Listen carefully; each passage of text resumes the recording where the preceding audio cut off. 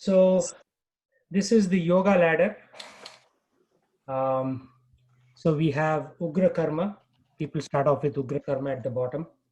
So lower planets or species, and then gradually they work their way up into the Karma Kanda section, where you can do karma primarily on earth and to a certain degree on Swarga also. And then you go up the ladder to Karma Yoga, which is basically chapter 3, Jnana Yoga, chapter 4, then Dhyana Yoga, chapter 6, and then you get into the Bhakti process. So in Bhakti, again, there are Sadhana Bhakti, where the Sadhana Bhakti means day-to-day Sadhana Bhakti. And from there, you elevate yourself to Raganuga Bhakti. And Raganuga Bhakti is a very high standard. So all these things, these various kramas or standards are mentioned in a book called Nectar of Devotion by Rupa Goswami, which is translated by Srila Prabhupada. So today's topic is devotional ladder and the various stumbling blocks and how to remove the anarthas from the heart, unwanted things. So if you look at Haridas Thakur, this is from the Chaitanya Charitamrita, the Nawab gave the order and several infantrymen took Haridas Thakur from marketplace to marketplace, giving him a cruel flogging with a cane. Although Haridas Thakur was beaten in 22 marketplaces, he kept chanting the holy names. So he went on from marketplace to marketplace. As he was going, people were coming in and he was continuing to be beaten. So chanting was his Swarupa. So even though he was being beaten, nothing happened to his soul, right? The soul was continuing to chant. No external bodily trouble stopped his innate nature of serving the Supreme Lord. And also somebody hired a prostitute to disturb him in his chanting. So the girl came to him. She tried to entice him by various ways, but still he was not disturbed. And finally, Maya Devi herself came to disturb him. But Haridas Thakur said, no, I just want to continue chanting the Hare Krishna mantra. So this is how devotees should think in terms of chanting. Devotees should think in terms of how our Swarupa or our innate nature is to always chant the holy name of the Lord. So the way to overcome false ego is to cultivate our real ego. So we all have something called a real ego. Our real identity constitutionally is that we are eternal servants of Krishna and servants of his servants. By diligently cultivating a spiritual vision, by seeing ourselves as humble servants of the devotees, and being in the attitude of serving them beneficially, replaces the offensive attitude in our heart. We typically have a very materialistic attitude in our heart and a false egoistic mentality that aham mameti, I am the doer. So we need to get rid of that mentality. So you see on the picture on the left, Jagai and Madai, both these individuals hurt and offended Nityananda Prabhu, who is wearing the blue dhoti. And Chaitanya Mahaprabhu becomes very angry. He comes and he has the, in the form of Vishnu, and he pulls out his Sudarshan Chakra and says, okay, I will kill these fellows. And Nityananda Prabhu says, in Kali Yuga, you are not supposed to kill anybody. You are a Mahavadanyaya, means most merciful. How can you kill anybody? You are most merciful. Then Chaitanya Mahaprabhu says, oh, my dear Nityananda, you are most merciful. Although these people hurt you, you are not disturbed by them. So you are most merciful. And then Nityananda Prabhu says, no, I am not most merciful. You are most merciful because you descended in the Kali Yuga to protect dharma, like that. So in this way, there is an exchange back and forth.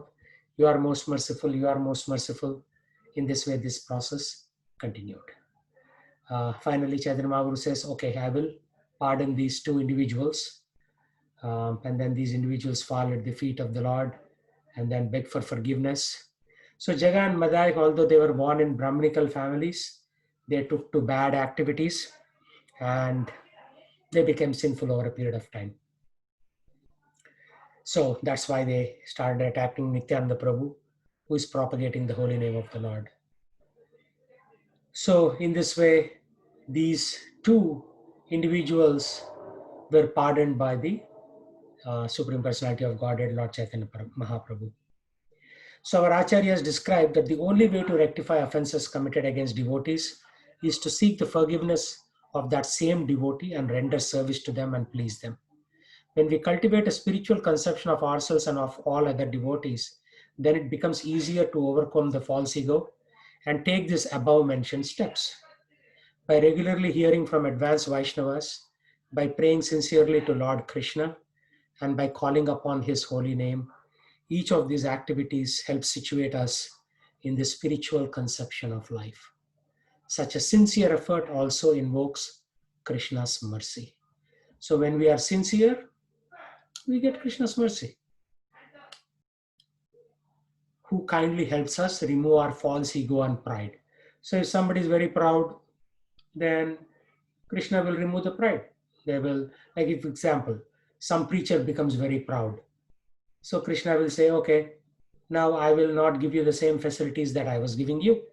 And then the preacher comes back to his senses, and then over a period of time, again realizes that he needs to serve with a mood of humility. And again, all the facilities are given back.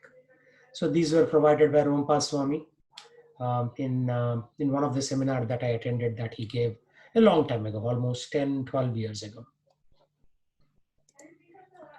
So how does this journey for prema begin, right? Love of Godhead. Again, this is a little bit of advanced topic. Bhagavad Gita gives you basic principles, but this gives you a little bit more structure around how somebody becomes a devotee.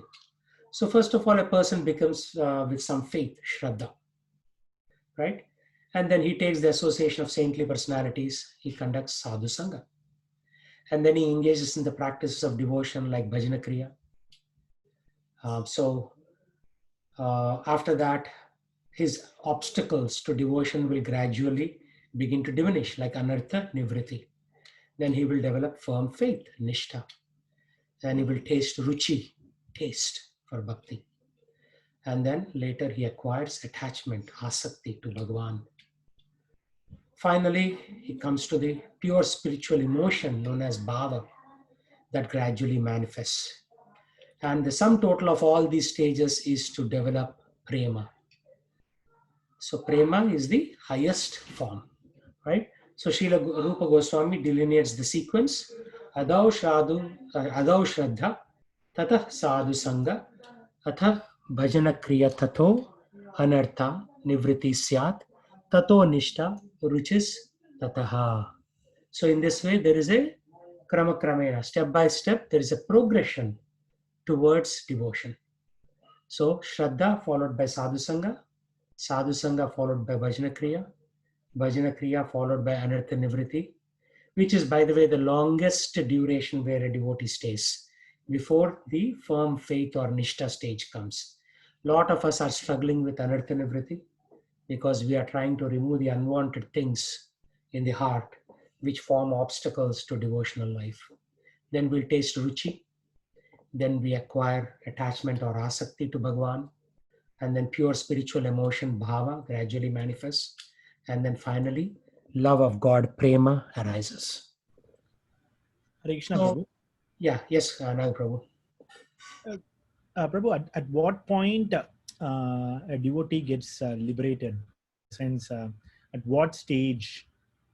Yeah, so a person going in this path will not worry about liberation. Liberation is simply a byproduct of following this path. Right? So rapturous love of God, prema. Once you are in prema stage, you are post-liberation. Okay. Right? Liberation from the material conception. You may still have a body, but you are liberated from the material conception. Okay. Yeah, right? no, so Pretty much by the time you come to bhava, you have, or even asakti, and there's a slide that I'll show you, that you will have not much interest in anything else in life. yeah. Anything So unrelated to Krishna, you will just treat it as used garments. You just throw it out on the side. Anything unrelated to Krishna.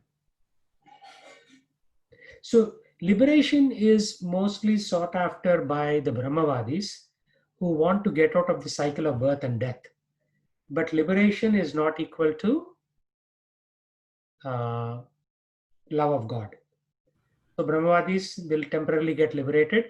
Again, after some time, they may come back to the material plane, take birth again, and do other activities. No, So that type of liberation is actually not very useful. no, I'm not Once talking about you came a that. stage, then liberation or no liberation, you don't even care about that. So you're already liberated. It's like this, right? If you're running after liberation, then you're pushed back. But if you focus on love of God, liberation is just a byproduct. Okay. Sure, Prabhu. So I was not talking about the Brahmavadi liberation, Prabhu. So that's the Sahijya liberation. So I was talking about the other liberation, wherein either one of those the four liberations.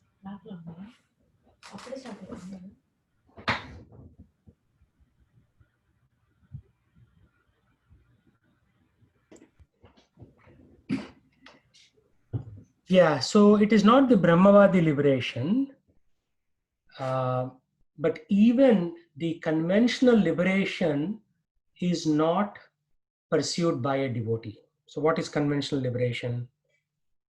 Um, it Sarupya. is there's a degree of selfishness in there, right?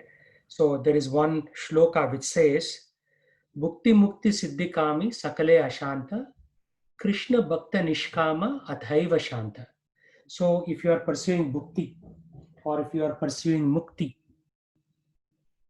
liberation, bhukti means enjoyment, or siddhi means yoga siddhis, you are still in troublesome situation. But if you are pursuing Krishna Bhakti Nishkama without any desires, then automatically the heart is satisfied. So you see the difference between the two? Yes, Prabhu. Yeah.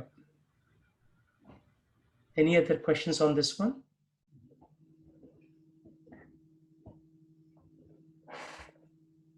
Okay, let's move on. So when the aparada offense happens, you will be taken away from Aradhana. Radha, so we take the mercy of Radha to serve Sri Krishna. That is Aradhana, means taking the mercy of Radha to serve Krishna. Aparada means exactly the opposite. So you're committing an offense. Means you are going against the will of God in various ways. So one of them is Vaishnava Aparad. So you may insult some Vaishnava, right? Either explicitly or subtly. A lot of times you may not do it explicitly, but you may say, oh, what is that devotee? That devotee doesn't do much good. Right? That's also an aparad. Then comes Nama Aparad. Nama Aparad is the 10 offenses typically we recite in Mangalarti, right? So to think of a spiritual master to be an ordinary person, disobey the orders of a spiritual master, that's a pretty big aparad. To consider the names of Lord Brahma or Shiva to be equal to or independent of the name of the Lord Vishnu or Krishna, that's an aparad. So there are 10 aparadas. Some of them are little less serious than the others, but one should not violate any of those aparadas. Because if we commit those aparadas, then our progress in devotion becomes slowed down. Then comes dham aparad. Dham means like you go to Vrindavan, you're supposed to do everything proper, but you go there and start talking about money, stock market, buying land or selling land, something like that, right? So that is dham aparad. And then finally, seva aparad. So there are various kinds of seva aparad, not following proper way to do arti, not bowing down correctly in front of the Lord, although you can afford to give a lot of bhoga, nice things to the Lord. You are only offering silly things or whatever is easily available to you.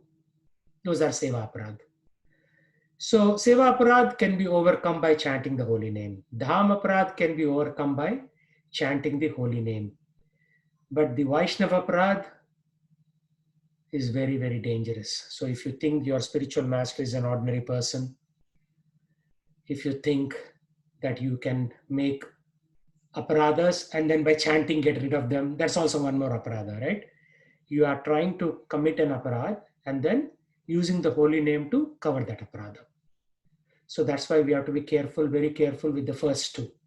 If you, I mean, not that you should commit the other two, but the other two can be fairly relatively easily overcome by chanting the holy name.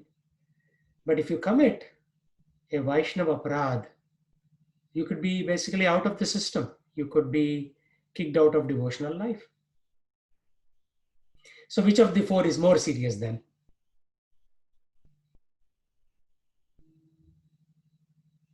The Vaishnava Aparad. Vaishnava aparadha. So therefore we have to be very careful. We have to be very humble and respectful to all Vaishnavas, senior or junior. Just because somebody came to devotional life 2 years after you came doesn't mean you're going to insult that person. Everybody should be respected. If you watch senior Vaishnavas, they respect even the bhakta who just comes into the system, just like 1 day old. Somebody just chanted, one round of Hare Krishna mantra. They're respectful of every one of those devotees, right? And if you do that, then our devotional progress will be there. Otherwise, it will be kind of stunted and slowed down. So there are 4 kinds of blasphemy to a Vaishnava. To find fault with a Vaishnava for his apparent low birth. Like saying, oh, you are born in African family, therefore you are not such a great Vaishnava. Something like that, right? We have all these material tendencies. We should never use those material tendencies. Or to blaspheme a Vaishnava for his previous faults. Like maybe somebody, hey, you should not say, oh, I know you. Yeah, you were watching all these movies when you were young and now you are giving very big philosophy to me. Like that. No. Once he has taken shelter of the holy name, he's already a great devotee, right? So Nagaprabhu, are you going to do the Tamil recitation for the lectures, Bhagavad Gita? I sent you the PPTs. Sure, Prabhu. I didn't get the PPTs, but if it's on the I sent the WhatsApp. English as well as Tamil. So you can read the English, prepare your Tamil speech, and then Tamil one I just use machine translation. So you can see if there are any errors to be fixed there. And then you and I can sit together and we can record it on Zoom and then we can post it. Yeah, sure, Prabhu, definitely. And to blaspheme somebody for his accidental fault, right? So some devotee may do some accidental fault. He's a good devotee, 10 years into the process of chanting Hare Krishna, doing so many sevas. And if somebody does accidental fault, you cannot say, hey, you did this. No. You still have to respect that Vaishnava. And then to blaspheme somebody for faults that are almost rectified. So some people may have faults before they came into the, Bhakti movement, the ISKCON process. So they were, drinking perhaps, and they gave it up almost, but 99% they gave it. Only one time they broke that rule. You cannot, even blaspheme them saying that you are so bad. You again went back to drinking. Okay, he made just one mistake in a year. So you should forgive him and take care of his spiritual progress like that. So we have to be very careful with this blasphemous attitude. Otherwise, we'll be in big time trouble. So what to do if one commits Vaishnava aparadh? If by chance one commits Vaishnava aparadh, then he must be in forgiveness from the Vaishnava very earnestly holding his feet. A Vaishnava is very merciful so that he will immediately embrace him and forgive him for all his offenses. Vaishnava is very merciful. So he'll immediately say, okay, it's okay, don't worry about it. So these are the knowledge from Harinam Chintamani. So these are all very advanced textbooks. So in the previous discussion, we talked about some principles from various literature. This is from a specialized book called Harinam Chintamani. And then now we'll talk about Haribhakti Vilasa. which is also an advanced textbook. When one blasphemes a Vaishnava, he loses his religiosity, wealth, fame, and children. If one beats a Vaishnava, blasphemes a Vaishnava, shows disrespect to a Vaishnava, gets angry upon a Vaishnava, or does not express joy in seeing a Vaishnava, he goes to hell. So this is very, very important, right? You are thinking, okay, we are thinking that we are doing devotional life to go to God, go reach Krishna Loka, but then we are disrespecting other Vaishnavas. And so instead of going to the desired destination, we may go in the opposite direction, right? So when we see a Vaishnava, we should express joy. Oh, here is somebody who's chanting Hare Krishna, right? We should not talk negative about Vaishnavas behind their backs, right? Which is what we do in normal material world. We talk about our colleagues, we talk about so many other people. But it's exactly opposite in spiritual life, because that person is chanting Hare Krishna. So he is to be respected as somebody who is very elevated platform.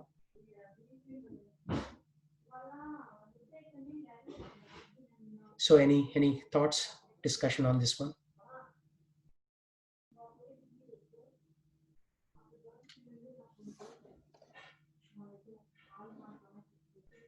Okay. So Srila Prabhupada wrote this letter to Shivananda Prabhu. So this is again from the Hari Bhakti Vilasa, the quotes. So Sarvana Prabhu, can you read? Yes, Prabhu. The greatness of a Vaishnava quotes from Hari Bhakti Vilasa. Devotees of Hari are very rare in the age of Kali. The position of the devotee is more elevated than the position of Lord Brahma and Lord Rudra. The presence of a devotee at the time of death elevates even the killer of a Brahmana to the spiritual sky. 10.86. If a dog eater becomes a Vaishnava, then he becomes more elevated than a Brahmana. And if a sannyasi is devoid of devotion to Vishnu, then he considered to be more degraded than a eater. 10.87. Even at the time of total annihilation, the devotees of Vishnu do not fall down. That is why Sri Hari is known everywhere as infallible, all-pervasive, and inexhaustible. Therefore, there is no need to fear a devotee. A devotee never inflicts pain on anyone. 10.1012 and 05. Those who worship the Supreme Personality of Godhead, Sri Hari, are the best of all people, and no one is better than them in the three worlds. 10.110. Those sinless, magnanimous Vaishnavas purify the entire creation, therefore, they are even better than the places of pilgrimage. 10.118. Those who are my devotees are not actually my devotees. Those who are my devotees of my devotees are real devotees. 10.133. Devotees who are surrendered unto me and free from attachment and disgust, envy and pride, sing my glory all the time. They never cause any harm to anyone. They are always engaged in worshipping my devotees and eager to hear about me. They are the ones who always carry me in their hearts. 145 to 146. Yeah, so now you see there are so many injunctions or rules. So you thought, oh, if I just chant Hare Krishna, I'll go back to spiritual world. It is true, but then there are so many other rules, right? So one of the most important thing is those who are my devotees are actually not my devotees. Like a lot of times people say, I want to, offer this to Krishna, and they'll ignore everybody else in the room and then just go straight. But what does Krishna say? Those who are my devotees of my devotees are my real devotees. So this is where the concept of servant comes in. So if you think you're a devotee, then you're not a devotee. But if you think you're a devotee of a devotee, then you are a real devotee. So any discussion on this one?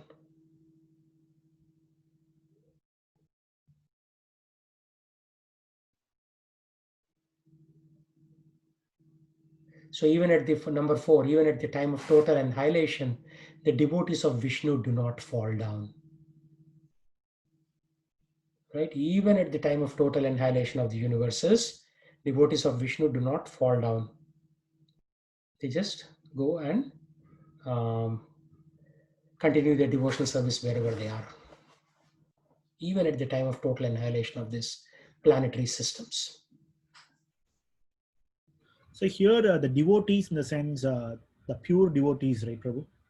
No, we just talked about it. It's not like only you respect pure devotees when you will ignore other devotees. Anybody who's chanting Hare Krishna is a devotee. Okay. We need to offer them respects.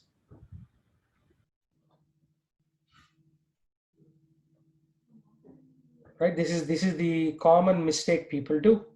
I have also done this mistake in the past.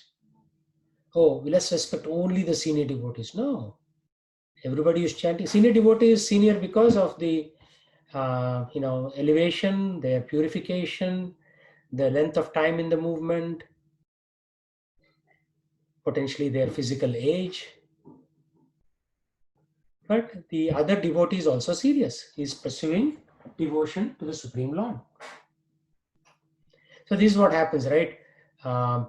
People they start with one teacher, and then once they find that there is some more senior teacher, they will pretty much drop on the original teacher that they were connected with, and they'll go to a more senior teacher. But then in a way that is an offense, because you are saying I'll cherry pick the best. Just like you go to QFC and you see oranges 99 cents, somewhat little drying up, and then oranges 149, they'll seem more fresh. You'll say, oh, I don't want this, I'll go there. So that is materialistic mentality, which is okay for selecting oranges. But when you're in a devotional line, to think that, oh, now that Prabhu speaks better, so I'll go to him.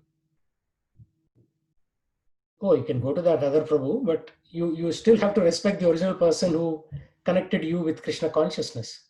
Like I still remember the person who connected me with Krishna consciousness 17 years ago. I still respect him.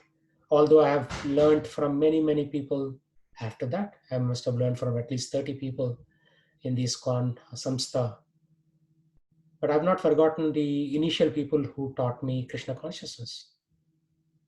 Right? So that cherry picking attitude, pitting one devotee against the other, these are all aparadhas. Very subtle. Sorry, Go ahead. No, so the first point says, right, Prabhu, here the devotees of Hari are very rare in the age of Kali.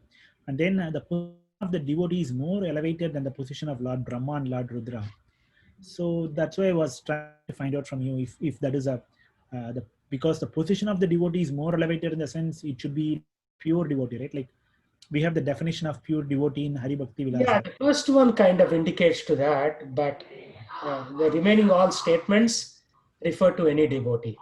But even in the case, if a brand new devotee who reads Srimad Bhagavatam and realizes that Lord Vishnu's position is higher than Lord Brahma or Lord Rudra, Shiva, then at that point he's pretty elevated, right? If he understands the position of the Supreme Lord and what he's chanting as the Hare Krishna mantra can take him above the cycle of birth and death. Such a devotee is very rare, actually. How many people are there in the entire world out of 8 billion population? People who know the power of the holy name. Maybe 1 million, 2 million people max. That's it. Out of 8 billion with a B. So devotees are very rare. See, you may think that a devotee is very ordinary because we all lived in Sammamish or Edmond area, a temple is close. But what if you are in Olympia? What if you are in Eugene, Oregon? You may not have a single devotee there. Right? Devotees are rare. Even today, devotees are very rare. So we tend to, because we see like 100 devotees when we walk into the temple, we think a devotee is very common. No. Devotee means somebody who's chanting Hare Krishna, somebody who understands the importance of the Hare Krishna mantra, and somebody who is convinced the fact that if I chant Hare Krishna mantra, I can get out of this Bhavasagara and attain love of Krishna. If you fulfill those characteristics, even though there is still a lot of material baggage that is still remaining in us, If you are convinced of those three factors, then you are a devotee, and such people are very rare. How many people do you find? When I travel, I find that I hardly see any devotee anywhere, like in the aircraft or in the airport or in the hotel. I'm the only one who's talking about Krishna. I don't find many times. Sometimes, luckily, I see people, but yeah, many times you don't see anybody.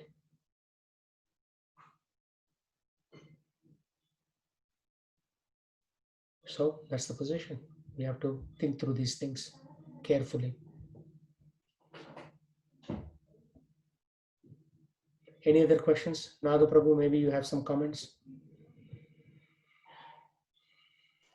Um, yeah, I couldn't accept to these facts immediately, probably it may more time for me to realize, I believe. Again, How? remember this. This is from Hari Bhakti Vilasa, which is a very advanced textbook. I'm giving you a sneak preview of what is to come, right? Yeah.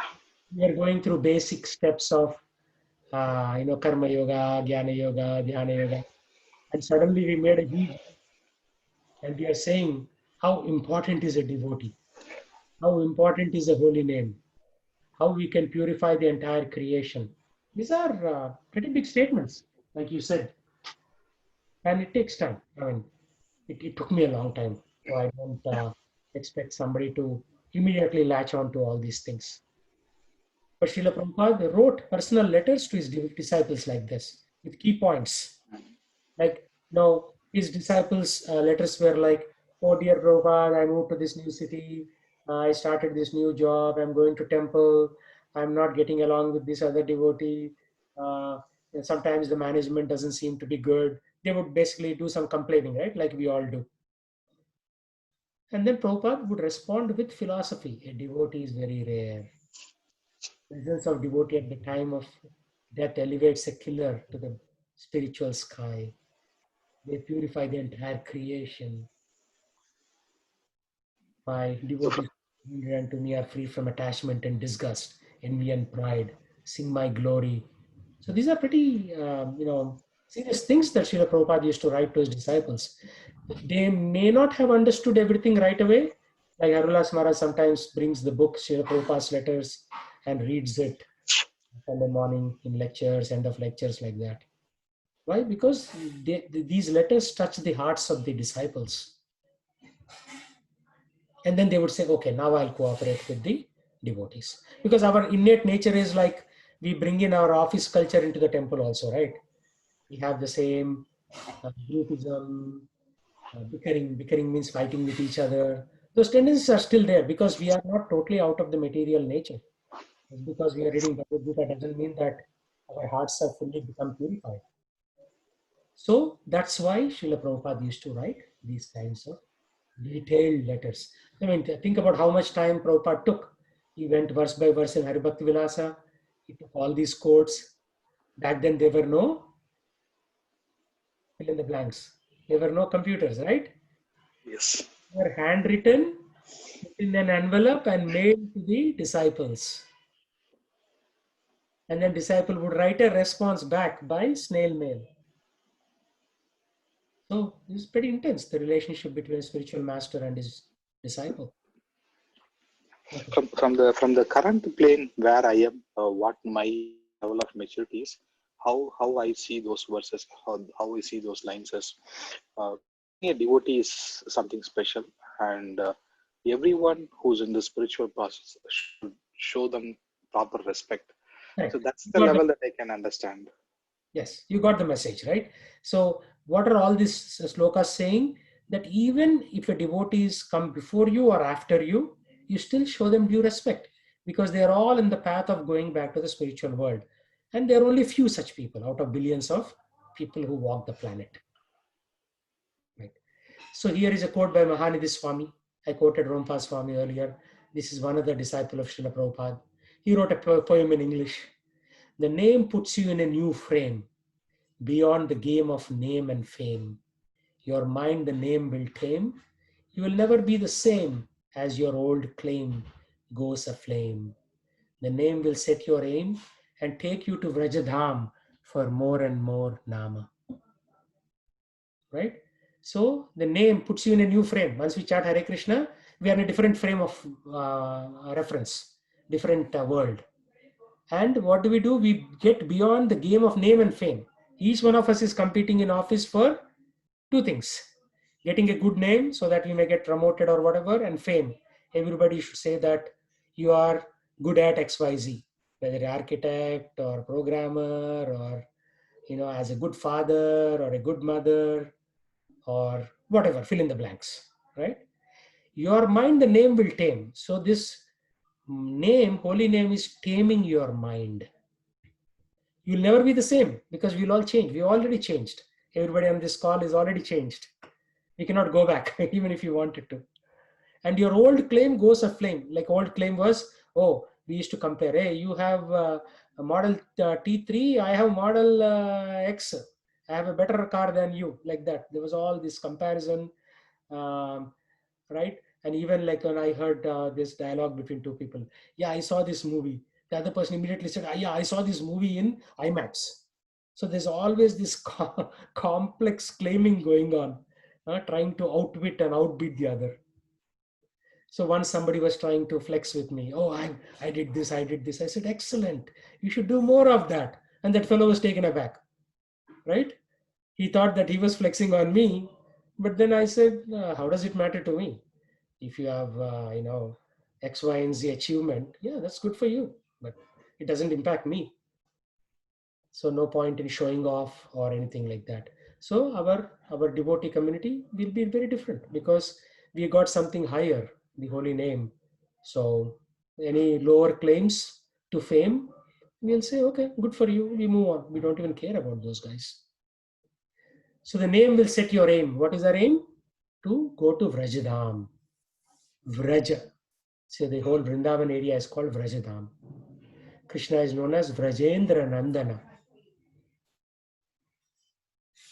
And what do we do once we are liberated? More and more name. Again, more and more chanting. It's not like after liberation you will stop chanting. That's why, for Sarvana's earlier question, when do we get liberated? It doesn't matter. Somewhere along that continuum, you get liberated, but you don't care. You continue to keep chanting. And once you get prema, will you stop chanting? No, there are 6 levels of prema according to one more advanced textbook, which I didn't quite complete reading because it's too advanced for me. Right? So it never ends, this pursuit of Krishna's mercy. So that was a music composed by my son. So I periodically put it there as a part of my lecture. In the Bhakti Sandarbha, Srila Jiva Goswami, who is a nephew, I believe, of Rupa and Sanatana, he describes 5 prominent effects of offensively chanting Sri Krishna's names. So normally we only look at positive, right? And we forget what happens when we do negative things. So Jiva Goswami is cautioning us. If you incorrectly chant this Mahamantra, the 5 effects are: we become crooked, we lose faith, faithlessness, absorption in mundane objects. Again, we'll go back in the competition of Tesla versus, BMW X3 or whatever the case might be. And then slackness in devotional service. So slowly our devotional service will slack. We'll say, what is there? I won't chant today. What is there? I won't go to the Bhagavad Gita class. Oh, should I even go to the temple? Of course, if there's Corona, then you don't go. But, there are exceptions. But in general, when you are slacking off, right? Nobody needs to tell you. So that's why I rarely stop this class. Students come and go, sometimes 3 students, sometimes 13 students, but I keep going because this is my devotional service. If I slack, end of story, then you won't even hear about me. And pride. So once we are a little successful in devotion, what happens? Pride sets in. So this is the 5-dimensional model that Jiva Goswami is giving us. So offenders to the Nama become crooked in their dealings with others, disrespectful towards Sri Hari, Sri Guru and other devotees, and start acting in various deceitful ways. In the Skanda Purana, Parasara Muni says, crooked, deceitful people cannot attain Govinda Bhakti or chant and remember Bhagavan. So when all of you came initially, all I told you was chant and everything will take care of it. Yes or no? Yes, Prabhu. Now I'm giving you more information. That is not sufficient, my dear sirs. We need to do more. We have to chant properly. Otherwise, these negative qualities will come in. If we commit offenses, like we become crooked a little bit. Then faithlessness. Offenders to Nama gradually become faithless, lose their conviction about glories of Krishna Bhakti, and start harboring contrary non-devotional ideas. Then distraction. Nama paradhis become absorbed in material objects and pursuits, i.e. making money, attaining degrees that erode their faith in Krishna and Krishna Bhakti. So again, after having come to devotion, if you pursue these material things, now you don't have time for devotion. So gradually the faith will go down. It's not guaranteed. Huh? Just because you start, you will finish it. You are swimming upstream. Like what happens when you swim upstream in a river? It's very hard. Very hard. Push you down. So you may go 2 feet forward and you come back 1 feet. So you thought you went 2 feet, but the water already pushed you 1 feet. And if you stop swimming, what will happen? You'll go further down. Not only that you will lose that 1 feet that you gained, but you'll lose 3 other feet. So instead of being +2, now you are -5. So this is how it is. It is devotional activities like swimming upstream. We are swimming against material nature, Maya, which keeps pushing us down. What can we do? So slackening devotion as a result of Nama Paradhas, one's Bhakti Bhajan wanes and one again becomes absorbed in sense gratification. Again, we get into Indriya Tripti. Indriya Tripti means I should watch movies. I've seen this happen. Many devotees who are very good devotees, slowly they get sucked into movies. Slowly they start visiting their friends and relatives more often. And within 1 year time, you won't even see them anymore. Because Maya has given them enough information so that they get sucked out. And then pride. When one offends Sri Nama Prabhu, one start feeling proud of his devotional service and activities. Look how good I'm chanting. Or look how good I am at giving Bhagavad Gita class. So pride sets in. And then as a result, this turn generates other offenses like disrespecting Vaishnavas. So that's a slippery slope. Once you disrespect Vaishnavas, then Nama Prabhu will not reveal himself. So these are step-by-step ways to fall down. So we need to know this, right? How to fall down, we need to know so as to guard ourselves against that fall down. Otherwise, there are so many Prabhupada disciples. When he was around, he had like 10,000 disciples. Now you will see no more than 3,000 disciples. So the others may be secretly practicing, or the higher likelihood is that they somehow miss the boat. My son was saying earlier in the day, Daddy, last life you were a Prabhupada disciple and you must have made some heavy mistakes. So you took birth again this time and you are continuing. So whatever prompted him to say that, he said that, like that. Right? So if you make a mistake, that's it. You'll not get the desired result. We need to be very, very careful. So most prominent hindrance to bhakti is anarthas arising from aparadha. Artha means something valuable. Dharma, artha, kama, moksha. We say that, right? Anartha means something invaluable. I mean, something is of negative value. So these anarthas come from aparadha. When you do aparadha, offenses against Vaishnavas or Dhamma or Nama or what was the fourth one? Seva. Seva. Excellent. Good memory. So if you do any of these aparadhas, then we are down. So there are 2 aparadhas that can be overcome by Nama chanting. What are those? Seva, Dhamma. Seva, Dhamma. Excellent. What if you do Nama Prad? See, these 2 can be counteracted by Nama Prad, but what if you do Nama Prad?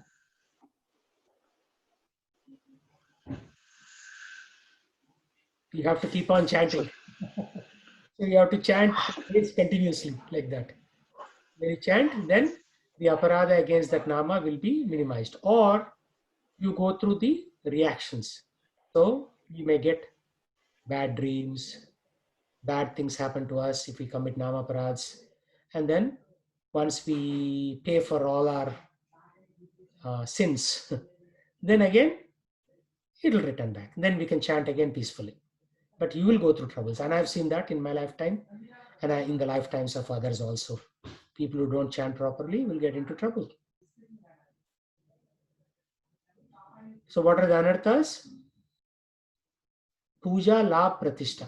Puja means people should worship me. Pratishtha, people should recognize me. I am the great devotee, you know, like that. And then desire for material gain. So when we are doing devotion, we are saying, I want to get out of material world. But then our consciousness will be more for material gain. All of a sudden, you will start opening a company. You will start investing in land so that you can make a profit. And then very soon you are sucked into that. It's not like you will not even realize it actually. Gradually you'll get sucked into that. And then you'll say, why should I go back to the temple again? I've seen one of my friend. One day I saw him at the taekwondo. I said, Hare Krishna. He did not even say Hare Krishna back. He said, yeah, I don't think I parked my car correctly. It's in a slant angle. He's not even worried about saying Hare Krishna back. Right? And he was an initiated devotee. He has taken Diksha. So this is what happens. If you are not careful, you get sucked into that vortex. And I know him very well. I have gone to his home. I had prasadam with him. He got deities installed, Gaur Nitai deities. But still, he got sucked into it. We have to be super careful, sir. So if one becomes lax in bhajana, one's anarthas will intensify. So what happens? First you do anartha. That will make you little lax in bhajana. And once you are lax in bhajana, anarthas will intensify. So it's a slippery slope. So just like your bhakti increases as you swim upstream, as you do more anarthas, you will go downstream. And then desire to perform bhajana will disappear altogether.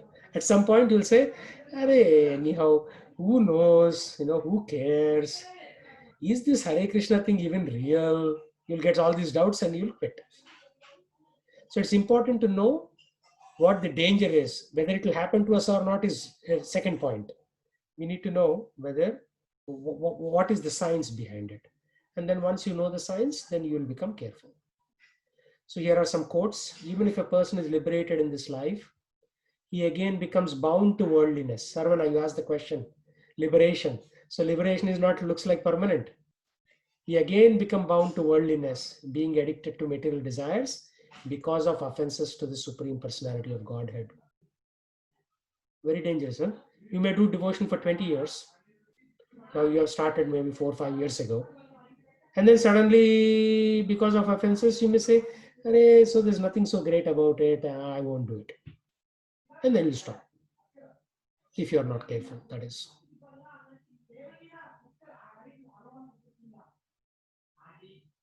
So this is the verse I quoted earlier. Krishna Bhakta Nishkama Ataiva Shanta Bhukti Mukti Siddhi Kami Sakale Ashanta. So if you want bhukti, material enjoyment, like more cars, more houses, more wealth, that is bhukti. Mukti, even liberation. You should not desire liberation. You should only desire love for God. Liberation is a byproduct. Siddhi, yogi siddhis. Like, you should be able to take vibhuti from your hand, do all the magic like Sai Baba did. Those are all siddhis. But siddhi, if you desire those siddhis, sakale ashanta, you can never be peaceful. But if you follow the Krishna Bhakta path, Krishna Bhakta Nishkama Athaiva Shanta. So guaranteed peace. Prabhuji, I have a question. Yeah, yes, Mataji. So, you mentioned that even if a person is liberated, he can again have material desires. Yeah. My question is like, if someone is liberated, it means they go to Brahman, right? Yeah, they only go to Brahman level. That is Brahma Jyoti liberation. Yeah. From there, how they can have material desires in Brahman? Yeah, you artificially suppressed your material desires. Okay. So Brahman means you don't have to go to Brahmajyoti. You can be liberated even here on this planet if you follow the proper principles. But then deep somewhere you have the desire, and because you're committing offenses, right? We are not saying it'll happen to everyone. But if somebody does aparadha to the Lord or his devotees, Vaishnava aparadha, then those subtle things will again bubble up. See, you don't see these desires, right? They're very subtle. So if you follow it properly, they will be suppressed. But if you don't follow the bhakti properly, they will just again get bubbled up. So Prabhu, just to add something, Prabhu, Radhanand Prabhu gave a beautiful example. So it's like negating the peace, but it's not attaining real happiness. So consider an example wherein a prisoner, he's in jail, but liberation is something like, the Brahman liberation is something like, he's coming out of jail, but he's not involved in doing anything which makes him happy. Correct. So there is a higher possibility that he will again go back to jail. Yeah, there is no activity, right? Whereas in bhakti, there is activity. You are making ghee lamps, you're doing arti, you're constantly engaged. Whereas in the Brahman liberation, there is no activity. So you again fall down to material platform. Srila Prabhupada said this hundreds of times. Such people will actually fall down again. Okay. Thank you. Okay. So this is again a famous verse from the Srimad Bhagavatam. Atma Ramasya Munayo Nirgantha api urukrame kurvantya haitu kim bhaktim ittam bhuto guno harihi. Even munis who were deeply absorbed in contemplating Brahman and immersed in the delight of realizing Brahman, although already liberated from anger and false ego, performed causeless devotional service to Bhagavan. This is because Bhagavan's qualities are so full of madhurya that they attract everyone to him. So notice the key point here. Although already liberated from anger and false ego, right? So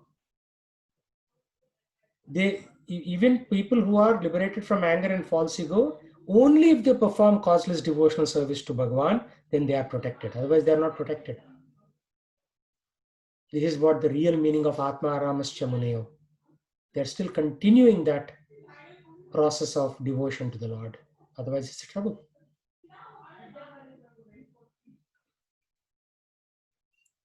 So how do we judge the cause? We can infer the cause by the result. Phalena phala karanam anumiyate. So how do you know what is the source? By the result. By seeing the result, you know where this fall down happened or where anything happened. So eradication of anarthas, there are of three different stages. One is eradication of anarthas arising from impious and pious activities. So even pious activities result in anarthas. Impious, of course, definitely result, but even pious activities. Eradication of anarthas arising from practice of devotion. Bhakti utta anarthas. Then eradication of anarthas arising from offenses. Aparadotha anarthas. Right? So there are anarthas in all three levels, but they can be eradicated. So what does Sri Namaprabhu do? He conceals his power from the offenders to the holy name. If you commit an aparadh to the holy name, he will not give the full power. He will withdraw, being displeased with them. Otherwise, technically think about it. People in India have been chanting Krishna and Rama's name from childhood. You know, all of your friends' names are like Ramakrishna or Rama Rao or Krishna, Sudama, something like that, right? There's Krishna somewhere in their names. By chanting their names, you should have all been liberated by now. But why is it not happening?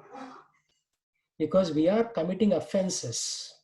Especially once you take up the Hare Krishna mantra, if you commit offenses, then future is a little slow. So chanting the holy name Namagrahana leads to ascending to Vaikunta. Vaikunta Arohana. Immediate.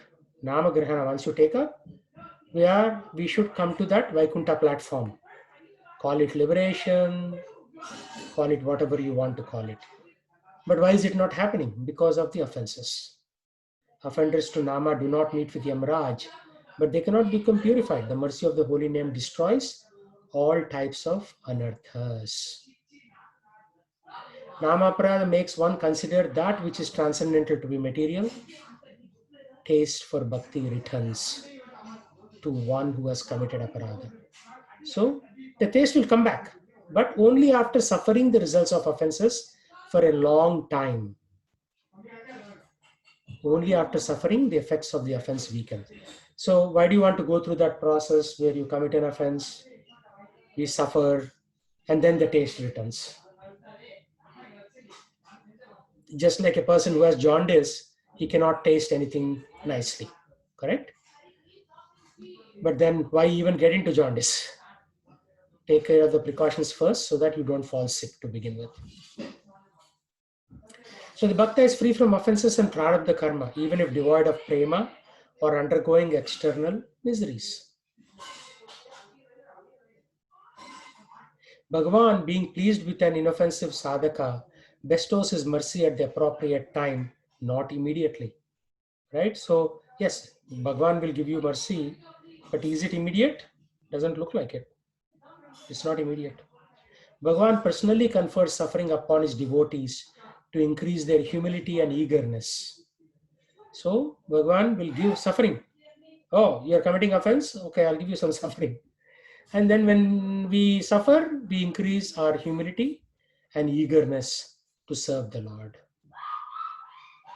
So that is not the prarabdha karma. Normally, if somebody is suffering, right, we think it is their prarabdha karma. Because of their previous karmas, they are suffering. But no, here is saying, personally confer suffering to increase our humility and eagerness.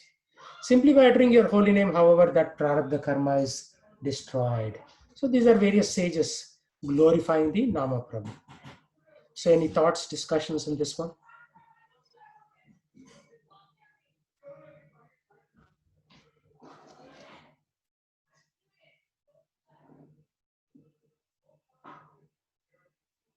Everything clear?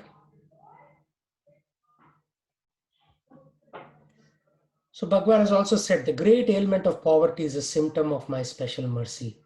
So if Lord likes somebody, he will take away their wealth.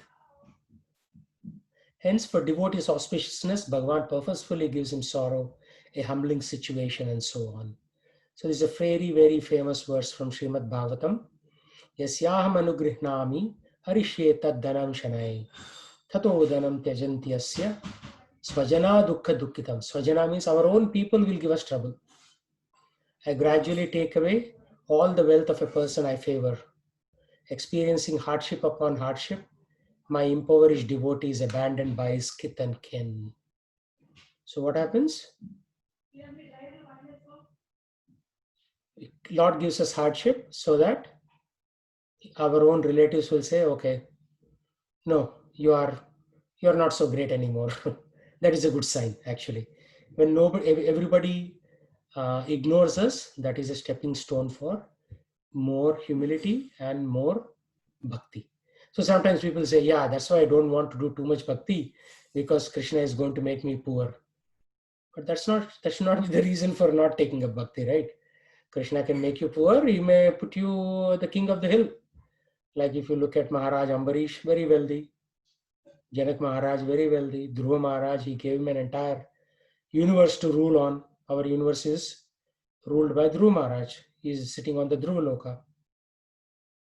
Right? Brahma rules it from one administrative perspective, but all the planetary systems managed by Dhruva.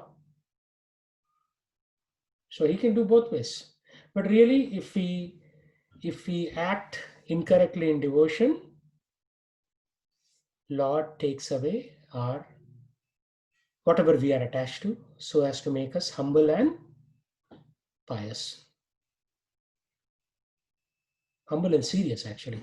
Pious we are already, right? Otherwise, the Lord will not even touch us. Like sometimes we'll say, oh, why are all the rascals, people who are very bad or very wealthy? Because the Lord doesn't touch them. He says, okay, to your karma. If your karma says you should do X, Y, and Z, you will do X, Y, and Z. But only when the Lord takes interest in a devotee, that he does somewhat micromanagement in our life.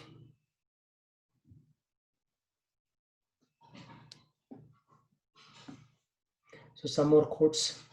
Despite profusely chanting the name of Sri Hari, that person who does not experience ecstatic transformations such as melting heart, tears, horripilation must have a heart that is hard like iron. So our heart becomes hard like an iron. It's probably already hard like an iron, but even after you chant Hare Krishna, names of Sri Hari, if we don't melt our heart, then we must really have a hard heart. But the good news is the next paragraph. Even though the offender has not received the result of bhajana, he is still Sri Nama Prabhu's object of protection and nourishment. If a person does not experience the results of the holy name, he is to understand that he must have committed aparadha. This is ajnata aparadha. Ajnata means unknowingly committing a offense. Sometimes there is ajnata sukruti, right? Like in your last life, you must have helped some Vaishnava. That's why in this lifetime you are attracted to this spiritual knowledge. That is ajnata sukruti. Similarly, unknowingly, if you offend some Vaishnava, then our heart doesn't melt. We may have committed some ajnata aparadha. So Srimad Bhagavatam states, Tadasmasaram hridayam batedam yat grihyamaner harinama dheyaihi na vikriyethatha yada vikaro netre jalam gatra ruheshu harshaha. Netra means eyes, jalam means water, right? Water coming from eyes. So a heart that does not melt despite hearing and chanting the all auspicious name of Bhagwan is also made out of iron. When a heart melts, tears flow from the eyes and all hairs on the body stand on end.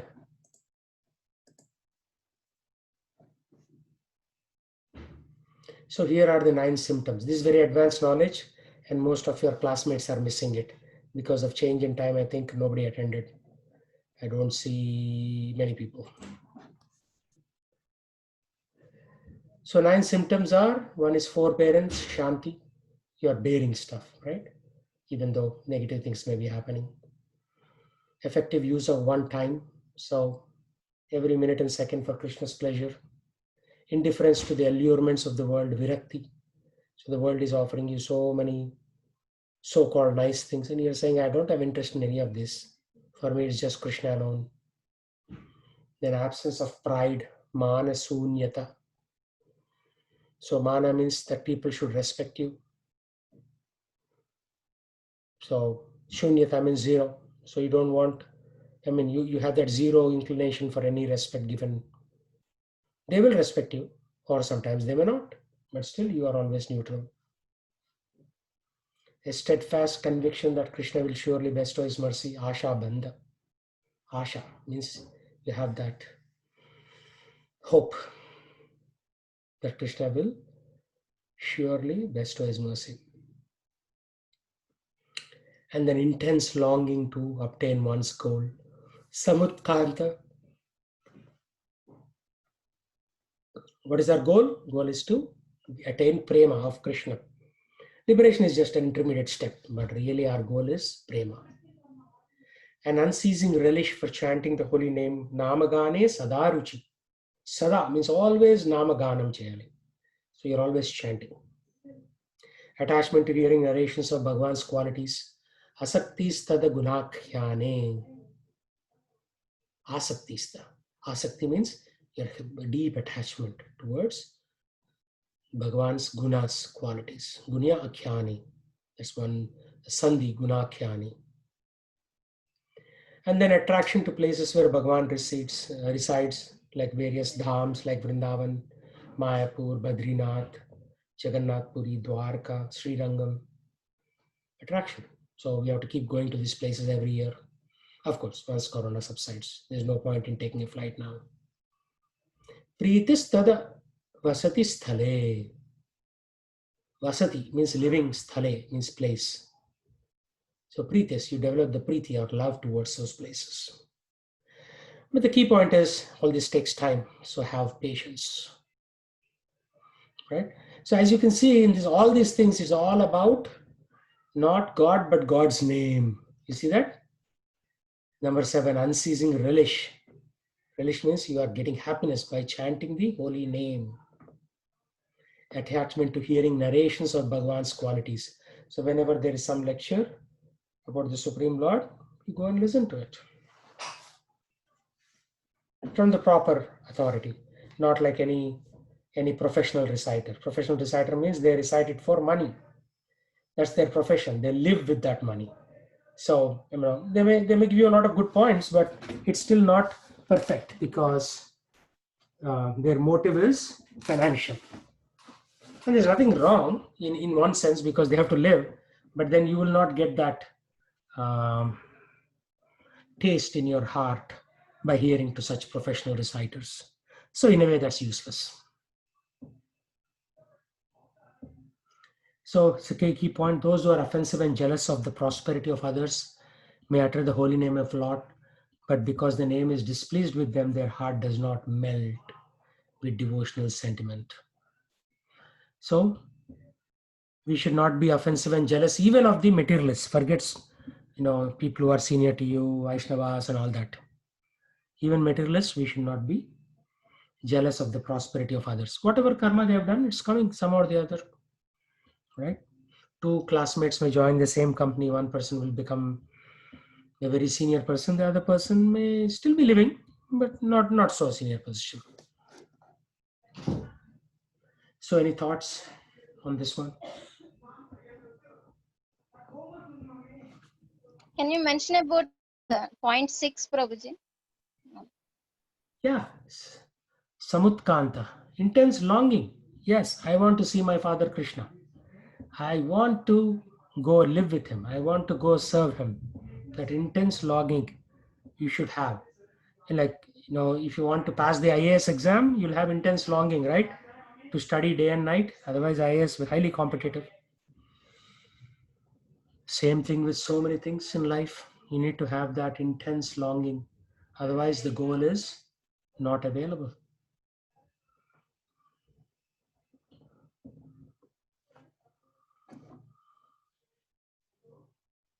Is that okay?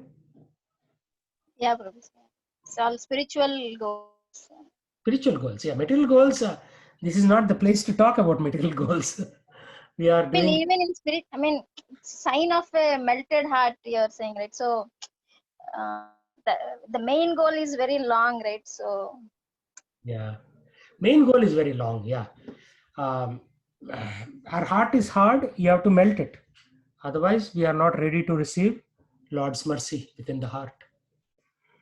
So then the whole effort, whatever you are putting, is somewhat useless. So whatever we are doing, let's do it properly.